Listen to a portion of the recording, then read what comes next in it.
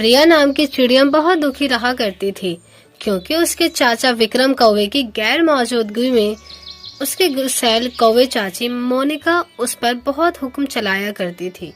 दरअसल प्रिया चिड़िया के माता पिता एक तूफान हादसे में मारे गए थे, जिसके बाद उसके चाची ने उस पर अत्याचार करना शुरू कर दिया। वो बहुत ही मासूम, आज्ञाकारी और कामकाजी थी। एक दिन मोनिका कौवे को बहुत भूख लग रही थी, तो वो चिल्लाते हुए कहती है, मोनिका, अरे ओ नासपीटी निकम्मी, कहाँ मर गई? इतनी देर से बोल रही हूँ, जरा चाय पकोड़े लेकर आ जा। लेकिन नहीं, मैडम जी रसोई में ही अटकी हैं। अरे ससुराल जाएगी तो ऐसे कैसे चलेगा? प्रिया, जी चाची आई, ये लीजिए बन गई। मोनिका, ये क्या है, पकोड़े में इतना तेल क्यों भरा हुआ है? एक काम ठीक से नहीं करना आता, निकम्मी कहीं की। ससुराल में जाकर मेरा नाक कटवा देगी। एक तो शादी का खर्चा, ऊपर से ये मैडम। ये बात सुनकर प्रिया चिड़िया रसोई में आ जाती है, जहाँ वो मोनिका की बड़ी बड़ी बातें सुनती है। मोनिका, अगर विक्रम ने शादी की जिद ना की होती तो ये नौकरानी हमेशा के लिए मेरे घर ही रहती, और घर का काम करते अब झाड़ू पोछे बर्तन कौन करेगा? प्रिया, पता नहीं चाची, मुझसे इतना क्यों चिढ़ती है। वो प्यार नहीं करती, आखिर मैंने उन्हें माँ जैसा प्यार किया है, लेकिन उन्होंने तो बेटी भी नहीं समझा मुझे। पता नहीं क्यों मम्मी पापा मुझे छोड़कर चले गए। अगले दिन प्रिया चिड़िया घर का सारा काम कर लेती है, लेकिन दोबारा से मोनिका को भी उससे परेशान करती है। काम करते वक्त उसके हाथ से घर की कीमती चीज टूट जाती है, जिस बात का बदला लेते हुए मोनिका उसे काफी ज्यादा सुनाती है और उसे डंडे से भी मारती है, जिसके बाद वो रोते हुए कहती है, प्रिया, माँ आप कहाँ हो?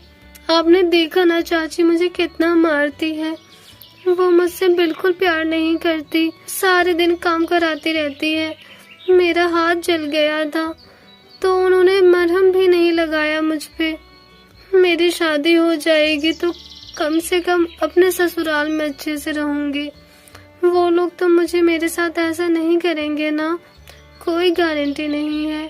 वो लोग भी चाची की तरह हो या ना हो। हाँ पापा, आज मुझे आपकी बहुत याद आ रही है। ये कहते ही प्रिया बहुत फूट फूट कर रोने लगती है। तभी प्रिया की माँ चिड़िया करिश्मा की आत्मा अपनी बेटी से मिलकर कहती है, करिश्मा बेटा, मैं वापस थोड़ी देर के लिए तेरे पास आई हूँ, ताकि तेरी सभी परेशानियों को खत्म कर दूं। मैं तुझ पे एक ऐसा वरदान दे रही हूँ जिससे तू अपने ससुराल में बहुत खुश रह सकती है। वो लोग तेरी सेवा पानी करेंगे। प्रिया, क्या सच में माँ? माँ पर कौन सा वरदान? कमला, बेटा, मैं तुम्हें ये वरदान दे रही हूँ कि जैसे ही अपने ससुराल में पहला कदम रखोगी तो जादू से पैसे निकलने लगेंगे। तुम्हारे पैरों को मैं जादुई पैर तब्दील कर रही हूँ। प्रिया, शुक्रिया माँ। तभी अच्छा लड़का देखकर उसकी शादी रोहन कौवे से हो जाती है। जहाँ सास उसकी थाली लाकर गृह प्रवेश करती है कि प्रिया के कदम बढ़ते ही उसके पाँव से सोने के सिक्के निकलने लगते हैं और दूसरा कदम रखते ही चांदी के सिक्के। ये देखकर सास मेनका और पति रोहन हक्के बक्के रह जाते हैं। रोहन, अरे वाह, तुम्हारा कदम पड़ते ही घर में कोने कोने से पैसा, भला ये कैसे हो सकता है? मेनका, बहू, मुझे तो ऐसा लगता है कि तू हमारे घर के लिए बहुत शुभ है। तेरे आते ही घर में सोना चांदी निकलने लग गए।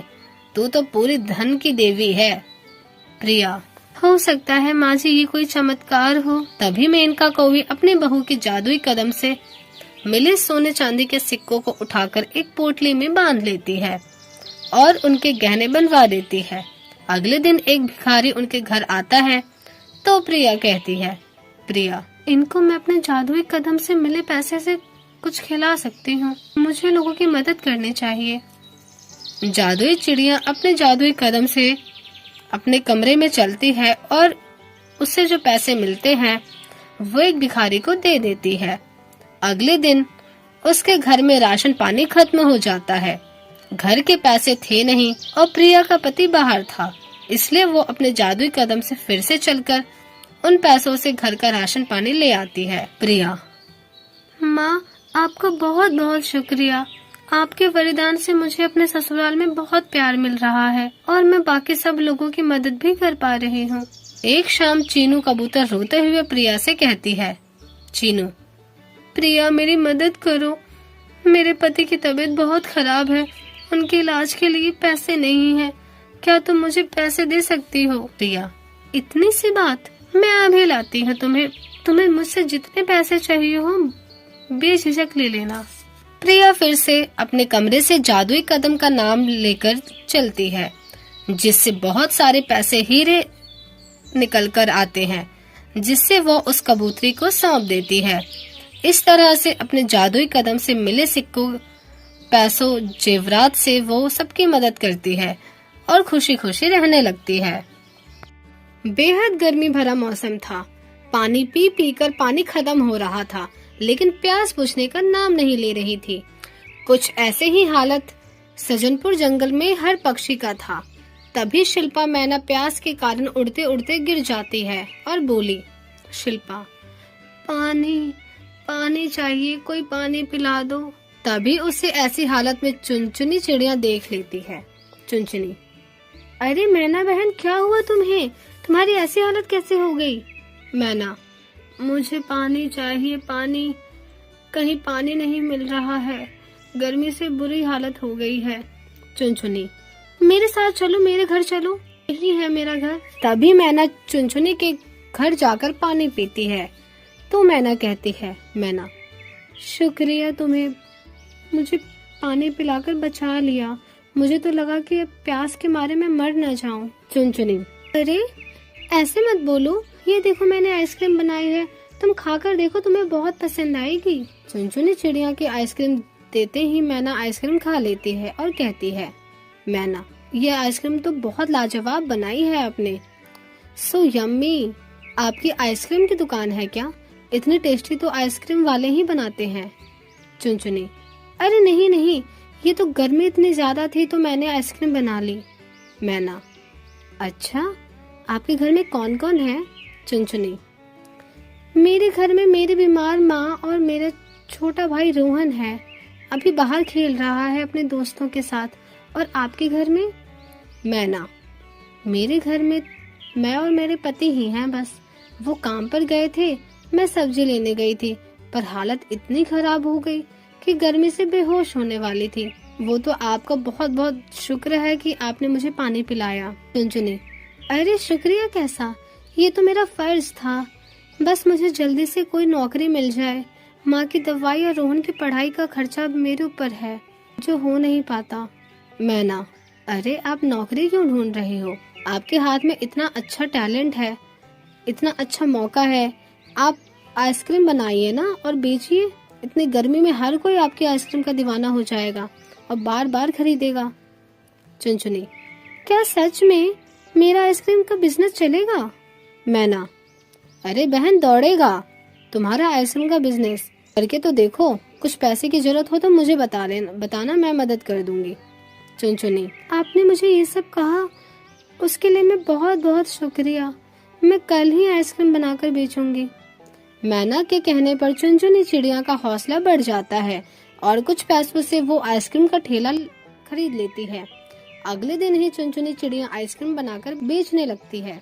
चुनचुनी, आइए आइए, गर्मी के भयंकर मौसम में ठंडे ठंडे आइसक्रीम का लुफ्त मजा उठाइए। Chocolate ice cream, vanilla ice cream, strawberry ice cream, butterscotch ice cream, अलग अलग तरह की आइसक्रीम, कुल्फी, मटकी आइसक्रीम। कौवा, अरे अरे, लगता है रेगिस्तान में पानी मिल गया है, जल्दी से मुझे 2 आइसक्रीम दे दो, एक बटर स्कॉच और एक चॉकलेट। चुनचुनी, हाँ जी, लीजिए आपकी आइसक्रीम। कबूतरी, सुनिए, मुझे कोई सी भी 3 आइसक्रीम दे दीजिए। चुनचुनी, ये लीजिए, खाइए ठंडे ठंडे आइसक्रीम का लुफ्त मजा उठाइए। कबूतरी, आहा, आइसक्रीम खाने के जो मजे आ रहे हैं ना, गले में ठंडा ठंडा लग रहा है, मजा आ गया, जैसे अमृत पान कर लिया हो। कौवा, मुझे तो ऐसा लग रहा है कि जैसे कुल्लू मनाली में आ गया हूँ, आइसक्रीम खाकर तो कलेजे में ठंडक पड़ गई है, जरा मुझे 2 और आइसक्रीम दे दीजिए। ये सुनकर चुनचुनी उसे और आइसक्रीम दे देती है। आसपास के पक्षी उन दोनों को देखकर ललचा जाते हैं और भीषण गर्मी से बचने के लिए आइसक्रीम का सेवन करते हैं। उसी शाम एक चुनचुनी की सारी आइसक्रीम खत्म हो जाती है। ऐसे ही वो रोज अपनी आइसक्रीम बनाकर सबको बेचती थी। धीरे धीरे चुनचुनी का आइसक्रीम व्यापार चलने लगता है। उसकी आइसक्रीम मशहूर हो जाती है, जिससे उसकी आमदनी अच्छी निकलती है और उसका भाई अच्छे से पढ़ता है। साथ ही माँ की तबीयत भी ठीक हो जाती है। देखते ही देखते चुनचुनी एक बड़ी आइसक्रीम की दुकान खोल लेती है, जहाँ सभी पक्षी आइसक्रीम खाने जाते हैं। उसकी आइसक्रीम की सप्लाई छोटी छोटी दुकानों पर भी होती है, जिससे वो धनवान हो जाती है। तोता, आहा, मुझे तो विश्वास नहीं हो रहा, अभी भी आपकी आइसक्रीम वही स्वाद है। इसे खाकर मन करता है 4-5 आइसक्रीम और खा लूं सच में। चुनचुनी, ये तो आप सबका प्यार है जो मुझे मिल रहा है, और आज मैं इतने अच्छे मुकाम पर हूँ कि सभी जंगल के पक्षी मेरे आइसक्रीम का लुफ्त मजा उठाते हैं। इस तरह से चुनचुनी का आइसक्रीम बिजनेस तेजी से चलता है, जिसके बाद हर कोई उसकी आइसक्रीम का दीवाना होता है।